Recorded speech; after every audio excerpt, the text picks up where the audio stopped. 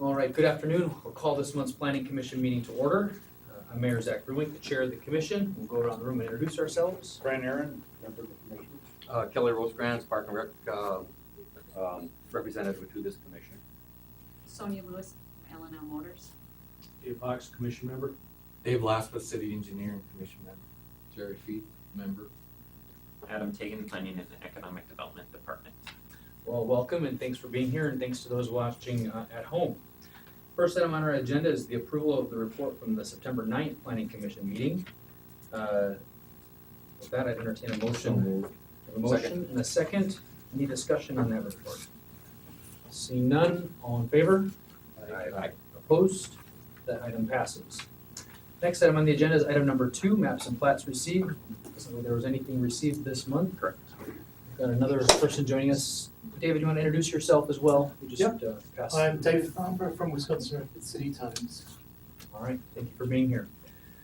Moving to item number 3, which is Plan 13-0710, Sean and Sonia Lewis. The applicants are requesting a sign exemption to allow a total of 196 square feet of freestanding signage. 162 square feet is permitted within the B2 General Commercial District. The subject property is located at 2240 A Street South, parcel 34-12139 within the city of Wisconsin Rapids. We've got the requester here this evening. If you want to introduce your request, and then we'll follow it up with Adam with the report. He attaches a report for us as commissioners, but if you'd like to speak to your request, we'll give you the opportunity to do it. Okay, so, basically, what do you want me to do? If you want to speak to anything, we've got some pictures and a staff report accompanying it, but if there's Yeah, I anything. think that pretty much covers it. Okay. Adam, did you want to speak to your report? I think it was pretty straightforward. Of the pictures that were provided by the applicant, the one that says L&L Motors, that's where they are looking to put the additional one. It would be above the L&L Motors. It would be where the new tenant sign would be. So nothing would actually change on the Napa Auto Parts. That was just to show you that there are 2 freestanding signs on the property. As basically the description says, based on the length of the building, 162 square feet is the maximum amount under the new sign ordinance. The new sign ordinance caps any variances to be no more than 25% of what is permitted. In this case, I think that brings them up to, this would only be a 21% increase, so they still technically would have the ability to go a little bit larger. Based on the fact that there was a sign there originally, that was taken down when a previous tenant left, and it pretty much matches what exists on A Street, so nothing jumped out at me, so I did recommend approval. And how large was the sign above the original one? I'm not sure. It used to be Deja Vu Video, but I'm not quite sure how big that sign was.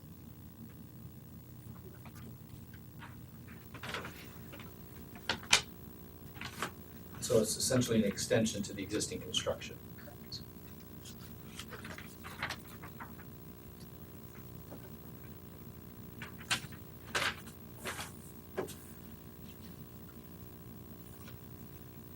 Commissioners, questions, requester, staff? I guess I would have some questions, and that is, I think it seemed clear to me before that the sign would be added above. I guess it seems logical when you look at this picture. And we don't know what shape that would take, and we don't know what height the overall sign would be then, The sign that's going to be put there is going to be like a 4 foot by 8 foot. 4 by 8.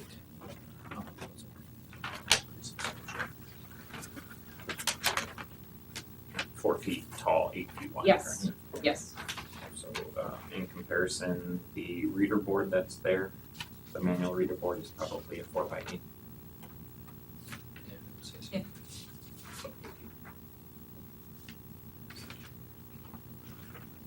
Yeah.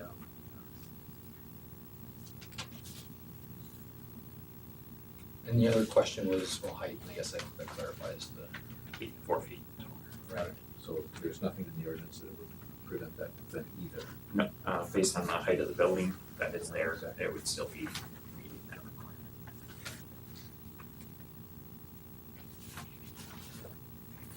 I would ask, and in light of someone who believes that there's much work to be done on the A Street corridor, and you just happen to be the requester in front of us tonight, what consideration was given to, I recognize the need for signs and directional piece, we've got access and visibility there, to repurposing some of the sign to accommodate the additional tenant? Was there any conversation, what was the desire, or what was the solution, let's just add another sign to the pole? Yeah, because all the signs that are up there now, we use, they're current businesses, so there really is no other room than to go on top where it used to be. Nobody else was willing to give up space to accommodate this, is what you're saying. Right.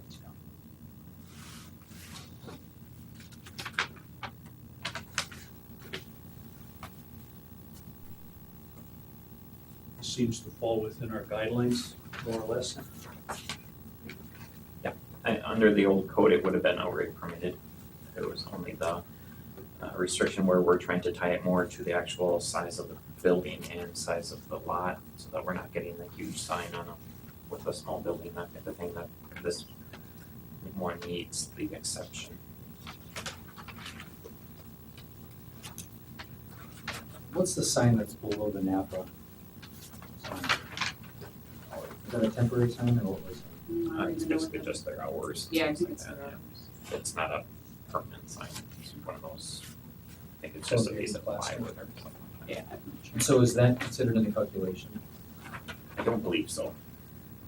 Should it be? We have enough room for it to be correct with variance. If you went up to the maximum 25%, yeah.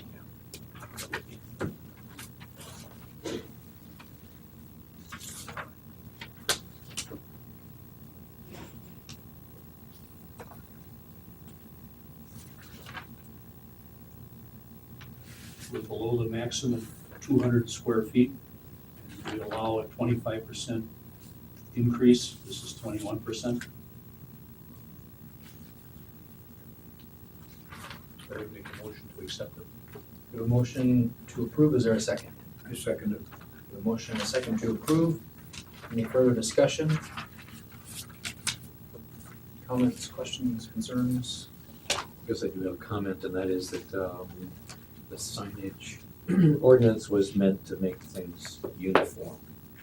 And I think you've spoken to, you led into that conversation. And I really think that, while this meets that criteria, we ought to be very conscious of that as we go forward and not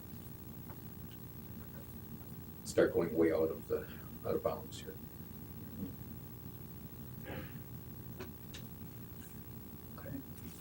And I would agree based on my previous comment in the sense that when you have a sign that speaks per business, and you've got many ample opportunities, 3 signs for a particular business in this case, on one freestanding sign, and you have another one for another, it's rather disproportionate. That's just based on my comments, nothing in particular, any reason for it, other than, they're vinyl, and I'd imagine that's that sort of thing, so. Nothing further on that.